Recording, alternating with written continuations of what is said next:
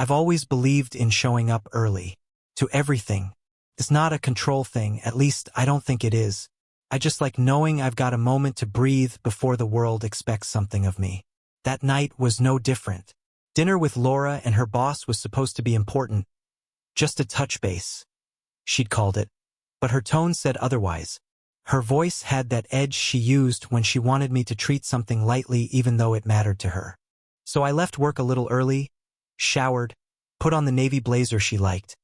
She once said it made me look like I owned a sailboat, and drove downtown through the post-rain shine of Denver streets. I even stopped at the parking garage vending machine to grab mints. Dumb, maybe, but I wanted to make a decent impression. The restaurant was one of those glassy skyscraper spots, swanky, modern, the kind of place with minimalist lighting and gold-rimmed menus. Floor 18.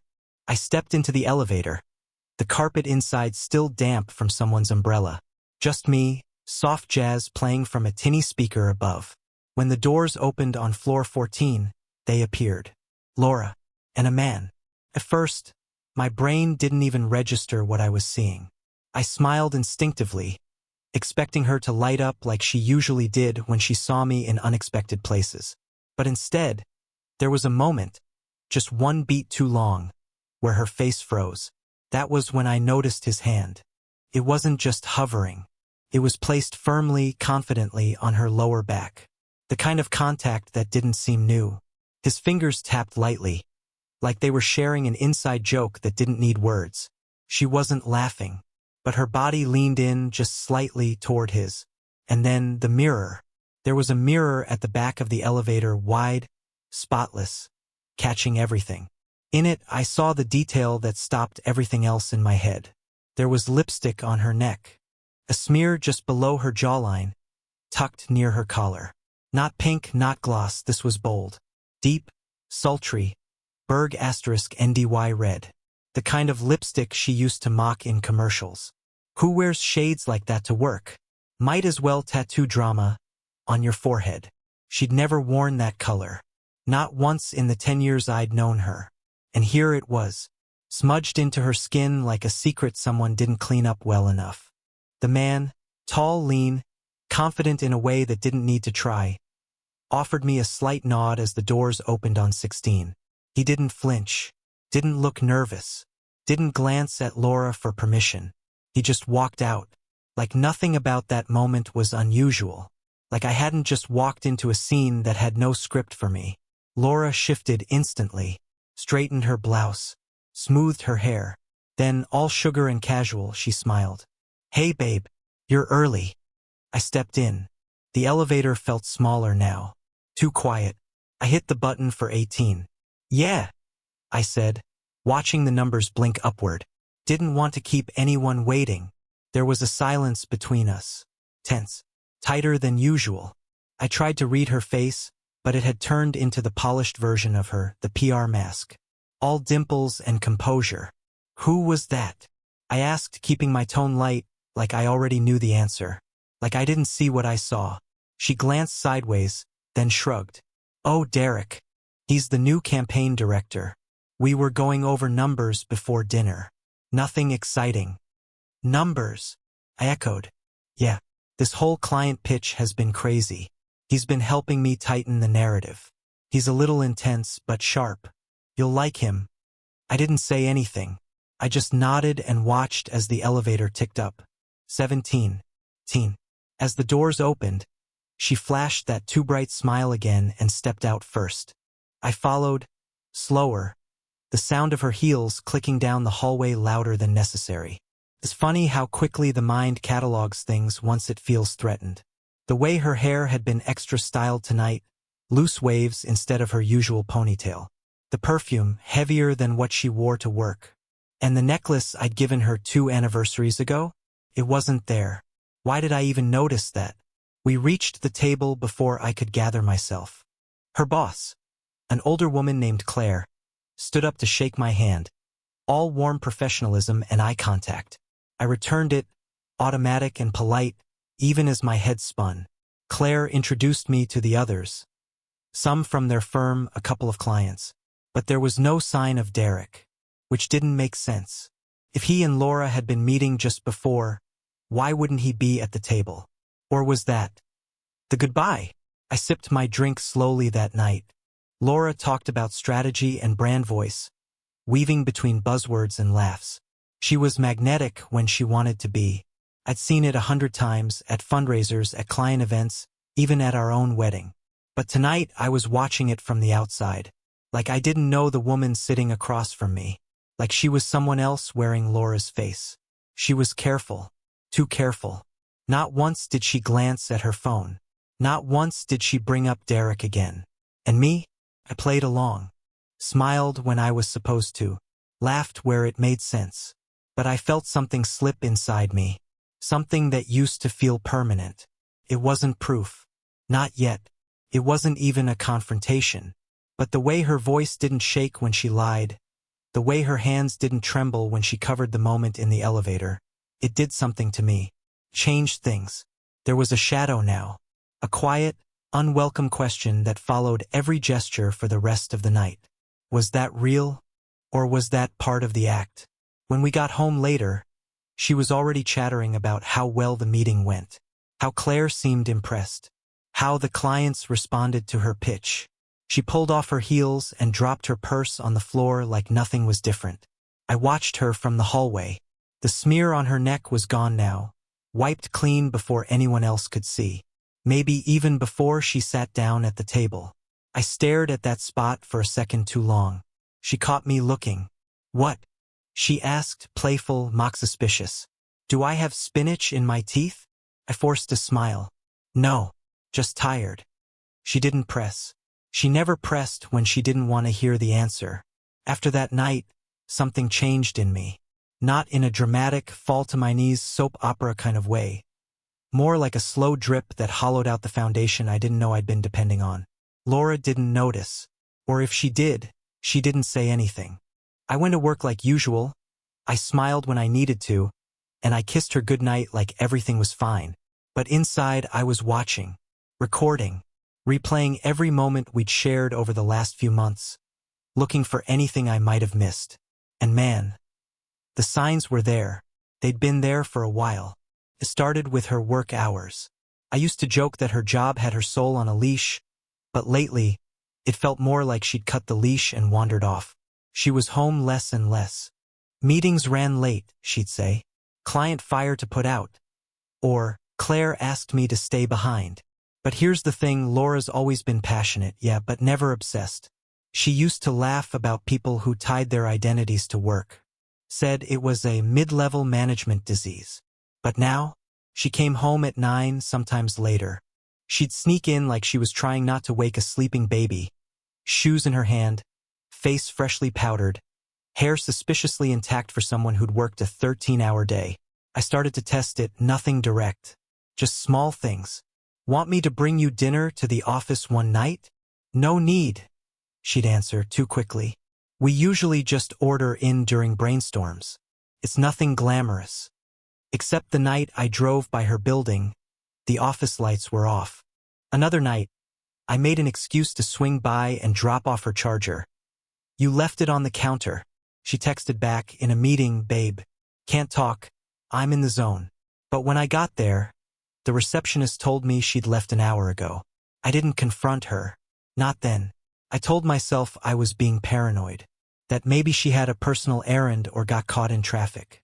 But the lies were starting to stack on top of each other, and I didn't know how much longer they could stand before they collapsed. Then there was her phone. That was the biggest red flag. Laura had always been relaxed about her phone.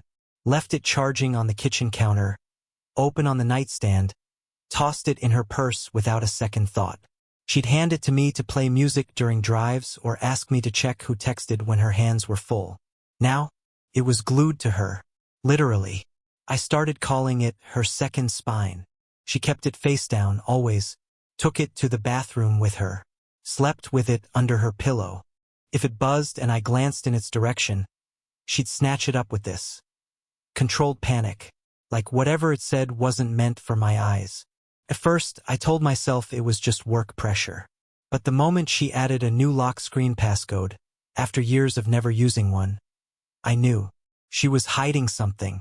And it wasn't spreadsheets. Then I noticed the perfume. She had this fragrance, vanilla fig something, that she wore only on anniversaries, holidays, or the rare fancy night out. It was expensive, something she treated like a bottle of rare wine. But lately, I smelled it often. Random Tuesdays, quiet Thursdays, nights she claimed she was working late. I remember asking her about it once. "You smell nice," I said as she breezed past me on her way out the door. "Date with the CEO?" She laughed, but it sounded forced. "Just wanted to feel good today." That's what she said.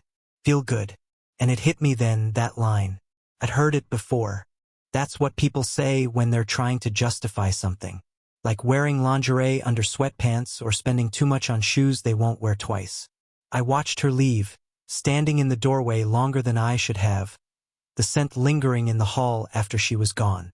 One night, about 2 weeks after the elevator incident, we were getting ready for bed, and I noticed her ring was missing. Not the first time, but now I was paying attention. I tried to sound casual. "Hey, where's your ring?" She glanced down like she hadn't even realized. "Oh, I took it off to wash dishes and forgot to put it back on." That might have worked, if I hadn't done the dishes that night. She climbed into bed, turned off the lamp, and rolled away from me like she was exhausted. But I laid there, eyes open, listening to her breathing level out. I started keeping a journal. Yeah, I know how that sounds, but I needed to document things to keep myself sane. Dates, times, what she wore, what she said, what felt off. I wasn't looking for drama. I was looking for clarity, proof that I wasn't losing my mind. October 14th, home at 10:42 p.m. Said meeting ran long. Lipstick slightly smudged. Didn't hug me hello. Smelled like cologne that isn't mine. October 20th, laptop locked with new password. Caught her deleting texts. Said it was storage cleanup. October 23rd, asked about weekend plans. She said she might have to travel for work, but wouldn't say where. Got vague when I pressed. Eyes darted. It was like I'd suddenly become a background character in my own marriage, just there to fill space while something bigger happened off-screen. I started pulling back. Not obviously, but emotionally, mentally. I was withdrawing. I stopped texting her good morning. I stopped making weekend plans. I stopped pretending. She noticed, sort of. Started asking questions like, "Everything okay?" Or "You've been quiet lately." But she never pushed. And I think part of her was relieved. Like maybe I was finally buying whatever story she was selling. But I wasn't. I was watching, waiting, quietly building the case in my head, in my journal, in the silence between our conversations. And then came the final clue, the one that shifted me from doubt to certainty. It was a Saturday morning. I was cleaning up the kitchen, and she'd left her laptop open on the dining table. Screen dimmed, not locked. I know what you're thinking, and you're right, I shouldn't have done it. But I did. I tapped the spacebar. The screen lit up. Calendar app open. There it was. A meeting entry for the previous Thursday. Title, Chicago Client Flight. But the airline confirmation underneath? Santa Fe. I stared at it for a long time. My hands didn't shake. My stomach didn't drop. All I felt was still, because now I knew. She wasn't in Chicago. She was somewhere else. With someone else. And whatever had started as suspicion had turned into something far more dangerous. Knowledge. Certainty. Proof. I closed the laptop, wiped down the table, walked outside and sat on the porch for an hour without moving. A few days later, I bought a plane ticket to Santa Fe. I booked the trip without telling anyone. Not Laura, not coworkers, not even my brother, who I usually text before making a major decision. I didn't want advice. I didn't want a reality check. I just needed to see the truth with my own eyes. Santa Fe. It had always sounded peaceful to me, like somewhere people went to write novels or drink coffee in hand-thrown mugs. But when I landed that Thursday morning, the city felt like a set. The sky was too blue. The streets too clean. It felt like the kind of place where secrets could hide in plain sight. And I guess, in a way, they had. Laura had told me she'd be in Chicago all week for a digital branding summit. Industry thing, she'd said. Long panels, long hours, bad hotel food. Don't be jealous. I almost laughed, thinking about that conversation now. How confidently she had lied, how easily. Like it was nothing. I rented a car at the airport and headed straight to the hotel listed in her calendar. The one tucked inside the airline confirmation she hadn't meant for me to see. I wasn't sure what I expected to find when I pulled into the parking lot. Maybe her car. Maybe nothing. Maybe I'd stand there like an idiot for an hour, only to find I was wrong. But I wasn't wrong. Her car was there, parked in the shade near the back. Colorado plates. Our parking pass still stuck to the windshield. No mistaking it. And parked next to it? A black Lexus SUV. I didn't recognize it at first.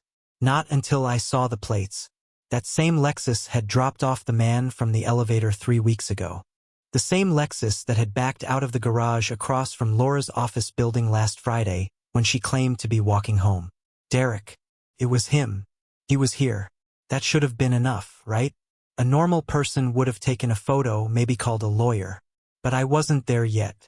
I was still in the part of the story where you hold out hope that maybe there's some stupid explanation. So I waited. I parked across the lot and waited. An hour passed. Then 2. And then I saw them. They walked out of the lobby like they had no reason to hide. Laura was wearing a black dress I'd never seen before, flowy and expensive looking. Her hair curled, makeup flawless, heels just high enough to say not business. Derek had his hand on her back again. They didn't see me. I was parked low behind a row of bushes, windows up. But I could see everything. They smiled like they were in on some beautiful secret. Her head tilted toward him just like in the elevator. His hand stayed on her back even as they walked to the car. They weren't rushing. They weren't sneaking. They were comfortable. That's what hit me the hardest. It wasn't just the betrayal. It was how easy it all looked for them. They got into his SUV and pulled out. I followed. Not closely, but close enough to keep them in view. They drove downtown, through the arts district, past the galleries and Adobe buildings, and pulled into a restaurant. One of those rustic chic places with string lights and farm-to-table menus. I parked a block away and walked past slowly, trying not to look like a stalker. Inside, they sat at a table near the window. Candles flickered between them. 2 glasses of champagne on the table. Her hand rested on the stem of her glass, fingers playing with the rim. His eyes were locked on her like she was the only person in the world. She leaned in and laughed at something he said. Her smile, God. I knew that smile. I had fallen in love with that smile. Seeing her give it to someone else felt like getting the wind knocked out of me. They clinked glasses. I stood there for a long time, not moving, not blinking, just watching. It wasn't just flirting. It wasn't a one-time thing. This was Macy. Familiarity. They'd done this before. I took out my phone and snapped a few photos through the window. It felt gross, like I was violating something sacred. But there was nothing sacred left. I wasn't imagining it. I wasn't insecure. I wasn't projecting, like I had feared. She was having an affair, and she was good at it. Eventually, I turned and walked away. I didn't storm in, didn't confront her, didn't throw a drink in anyone's face. I didn't want a scene. I wanted clarity, and I had it now. Back in my rental car, I just sat there, let the silence sink in. I kept picturing her hand on his arm, the way she smiled at him, the way he looked at her like he deserved her. That night, I didn't check into a hotel. I drove back to Albuquerque and caught a red-eye home. Slept maybe 45 minutes the whole trip. My mind was busy making lists, not of what I'd lost, but of what I needed to do next. I got home just after 6 a.m. Our house felt the same, too familiar. The soft buzz of the fridge, the faint scent of lavender from the laundry room, the framed photo of our trip to Big Sur still sitting on the shelf, tilted slightly forward like it always did. But everything was different now. I booted up my laptop and started collecting. I pulled up our bank account, found the Santa Fe hotel charge, took *TS, pulled credit card statements from the last 4 months, flights, dinners, spa charges. Some made sense, others didn't. I compiled photos, parking lot, restaurant, their hands. I checked our shared calendar again, backtracked travel dates, compared them to her claimed work conferences, found the holes. I created a folder titled Truth, put everything in it. Then I created a backup, uploaded it to a secure cloud folder, password protected. I wasn't going to confront her yet, not until I was ready. And while she was still in Santa Fe pretending to be someone else, I opened a new bank account, redirected my direct deposit, called the bank and started the process of removing her name from my emergency contacts. Looked up a local divorce attorney and booked a consultation for the following week. Then I sat on the edge of our bed, the same bed we'd shared for nearly a decade. I looked around the room like it belonged to someone else. And I realized something, the version of Laura I loved. She hadn't been here for a while. I just hadn't let myself see it. By the time she flew home Sunday night, I was calm. Too calm. She kissed me on the cheek, said something about delays and bad coffee, then went upstairs to unpack. I didn't mention Santa Fe, didn't ask how Chicago was. She offered no details, no receipts, no story, just a tired smile and a request for Thai takeout. I ordered it, sat across from her at the dinner table, and watched her lie. They say when something breaks, you hear the sound of it. A crash, a snap, glass on tile. But with a marriage, the break is quiet, almost invisible. You wake up one morning and realize the feeling's gone. No panic, no grief, just space where something used to live. After Santa Fe, that's where I was. Detached. Not out of anger, not entirely. I wasn't throwing things or screaming or drinking my way through the pain. What I felt was stillness. A cold kind of clarity I didn't know I was capable of. Maybe that scared me more than the betrayal itself. Laura came back from her conference acting like nothing happened. She was tired, she said. Long panels. Networking events. She told me she missed me. Smiled at me like it meant something. I smiled back. I kissed her cheek. And I lied too. From that night forward, I started preparing. Quietly, surgically, without drama. The first thing I did was build distance in places she wouldn't notice. Financially, I opened a new checking account under just my name at a credit union downtown, one she'd never think to check. I had my direct deposit from work switched over. The switch would take 2 pay cycles, so I set calendar alerts for each step. I stopped using our shared credit card.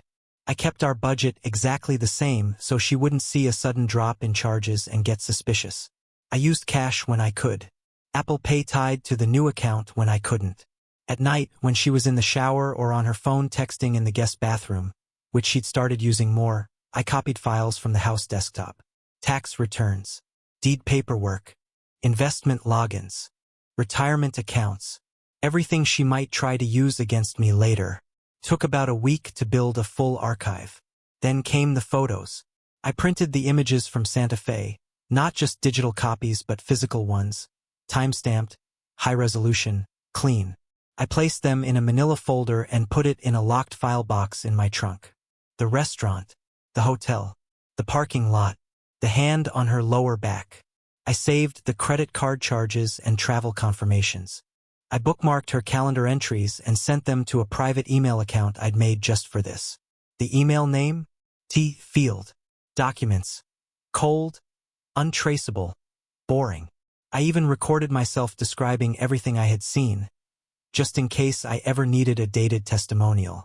A voice memo on my phone. This is Thomas Fields. It's October 28th, 6:27 p.m. I'm sitting in my car outside the restaurant called Alder House in Santa Fe.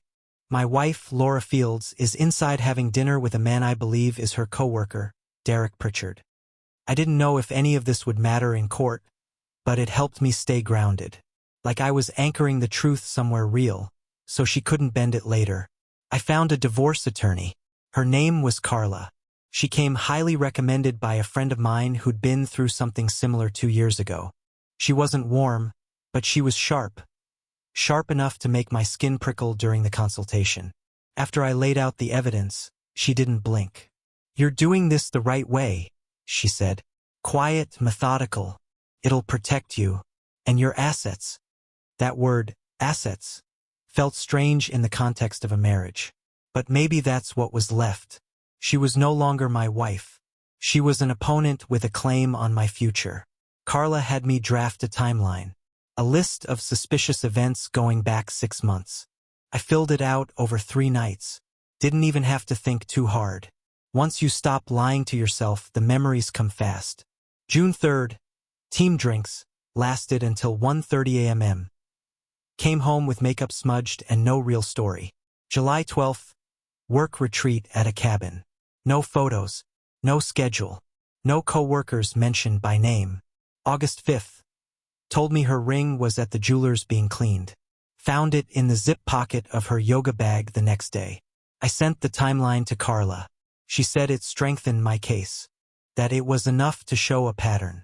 What's your ideal outcome? She asked at the end of our second call. I want out, I told her. Clean, quiet, no leverage for her. Then stop sleeping with her, she said bluntly. Stop sharing finances. Stop telling her anything about your schedule. You're not her husband anymore. You're just a man she used to know. I didn't react at the time, but that line stuck with me for days. Just a man she used to know. And that's what I became. I stopped texting her during the day. Stopped checking in when she got home late. When she left town again, client workshop in Portland, I didn't ask who was going. I just nodded and helped her zip her suitcase. Thanks for being so chill lately, she said, kissing my forehead. I know I've been all over the place. You're working hard, I said. She smiled. You're the best. And she left. While she was gone, I changed the locks. Not in a confrontational way. Just maintenance. I told her the back door jammed and I needed to replace the system. She didn't ask for a new key. She didn't even seem to care. I also took her name off the emergency contacts at my work, doctor's office, and bank. I updated my will. Moved my IRA to a different firm. Small things, but they added up. She noticed none of it. What she did notice was my quiet. Her behavior shifted again. Suddenly she was affectionate. Bubbly. Like the version of her I hadn't seen in a year. She started making dinner twice a week. Steak, roasted vegetables, wine already uncorked when I walked in. She'd light candles and ask about my day like she actually cared. Touch my arm during small talk. Laugh too loudly at old jokes. She even planned a weekend getaway to Aspen. Sent me the hotel link in a text, saying, thought we could use a reset yellow heart. I didn't respond. That night, she came into the bedroom in a satin robe, one I hadn't seen in ages, and leaned against the doorway like we were in a movie. You okay? She asked. I nodded. Just tired. She bit her lip, walked over, sat on the edge of the bed. You've been distant. I guess I'm just distracted, I said. Lots going on at work. She didn't push. She kissed me, soft, measured, and I kissed her back. But I didn't feel it. I was already gone. At that point, I wasn't collecting evidence anymore. I had enough. Now, I was just keeping up appearances, making sure she stayed in the dark long enough for me to finish my exit. I started sleeping on the couch a few nights a week. Told her I was having trouble with my back again. She offered to rub it. I declined. She stopped asking. The last thing I did was talk to an accountant. Not for taxes. For asset separation strategy. I wanted to know how much of what we owned was liquid, how much was marital, and what protections I had if she decided to lawyer up and get ugly. I made a final copy of my files. Duplicated the folder, added new screensh *TS, backup receipts, and a notarized letter Carla had suggested I include. A written account of when I discovered the affair and how I'd responded to protect myself financially. I titled the folder, Final. Put it on a USB drive. Put the USB drive in a safety deposit box under my name alone.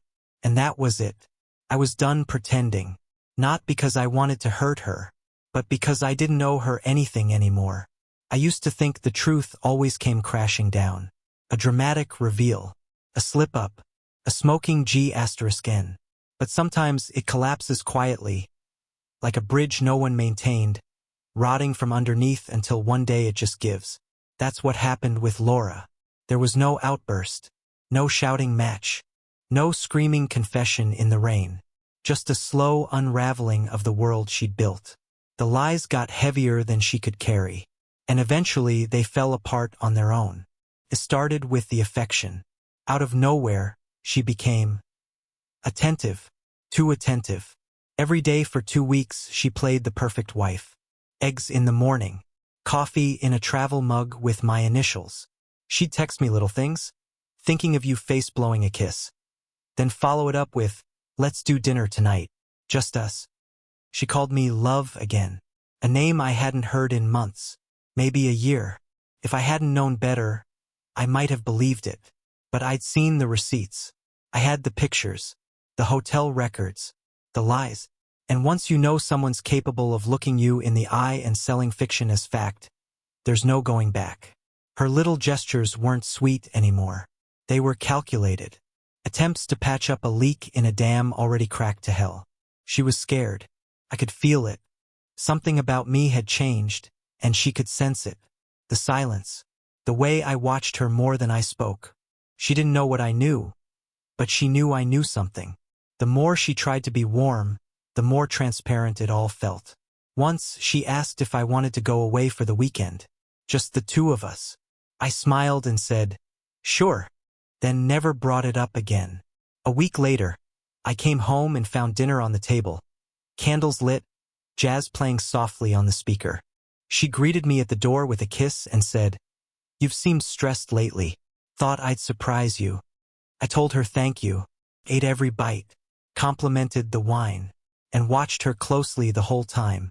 She barely touched her food. Her phone buzzed during dessert. She ignored it at first, then muttered, just work, and turned it over face down. She used to read every message aloud without thinking. Now, her phone might as well have been classified property. When she got up to grab more wine, I caught a glimpse of the screen. D.P. Call when you see A. She snatched it before I could see more. Derek, still in the picture, still texting, still trying to stay close. She poured the wine like nothing had happened, and I drank it like I didn't see. That was the moment I knew her double life was eating her alive. She was trying to hold it all together with a smile and a dinner reservation. But the fear was there, in her fingers, in the way she watched my reactions, waiting for something to drop. I started noticing inconsistencies.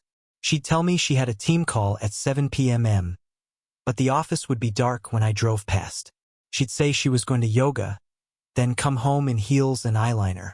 I stopped asking questions, just wrote it down. Every move she made was a stitch coming loose. And then came the mistake that cracked it wide open. It was a Friday night. I came home early from work. She wasn't expecting me. Her car was in the driveway, lights on inside, but the house was quiet, too quiet. I stepped in, called her name, no answer. I moved through the hall, toward the living room, and stopped just before the corner. I heard her voice, low, careful, on the phone. I told you I can't talk about that now. He's been distant. I don't know if he suspects anything, but, pause. No, I deleted everything. He hasn't said anything. He's different lately. Longer pause. A sigh. I don't know, Derek. Maybe. I just need to keep things normal a little longer. I backed away, walked out the front door, and closed it loud enough for her to hear. Hey! She called from the kitchen, suddenly chipper. You're home early. I walked in, smiled. Yeah, got out early. Figured we could do takeout. Sounds perfect, she said, too quickly. I was just, catching up with a client. I nodded, didn't mention what I heard. That night, I watched her eat pad thai like it was her last supper. Every bite looked painful, every smile forced. Her hands trembled when she set down her glass. Her performance was unraveling, and I didn't need to lift a finger. That weekend, she asked to go through some old boxes in the garage. We should declutter, she said. But really, I think she wanted to see if anything was missing. Any files, any notes, any clue that I was building a case. She didn't find anything, because I was always 2 steps ahead. Then came the morning she slipped up completely. She'd just gotten out of the shower, phone in hand, towel wrapped tight. She walked into the bedroom, glanced at the screen, and frowned. Ugh, she muttered. Derek is so annoying. She didn't even realize she said it aloud. I froze. Derek. She looked up like a deer in headlights. What? You just said Derek's annoying. She blinked. Did I? Yeah. A pause. Too long. Oh. Yeah, Derek from marketing. He keeps double booking client calls. It's a whole thing. I just nodded. She exhaled. Too relieved. And just like that, she gave me what I needed, confirmation. Not from her phone. Not from a camera. From her. She was so tangled in the lie. She didn't know what she was saying anymore. That week, I told Carla I was ready. I want to file. She said we could serve papers within 2 weeks. We'd already drafted everything. The assets were mapped, the evidence packaged, the financial trail clean. All that was left was timing. But something told me to wait just a little longer. I wanted to see what Laura would do when she realized the walls were closing in. It didn't take long. She started spiraling. Woke up early. Cleaned obsessively. Called me at lunch just to say hi. Made reservations at places we hadn't been in years. She even started initiating in * Macy again. Something we hadn't done in almost 3 months. I went along with it. Let her think I was warming up. Let her believe we were reconnecting. But inside I was done. Completely. I wasn't angry anymore. Just numb. Every time she kissed me, I thought about her kissing him. Every time she said, I love you, I heard her whispering to Derek. It wasn't love anymore. It was theater. And I was just waiting for the curtain to fall. Then, one afternoon, I came home and found her sitting on the edge of the bed, staring at her phone. When she looked up, her eyes were glassy. I need to ask you something, she said. I set my bag down slowly. Okay. Are you mad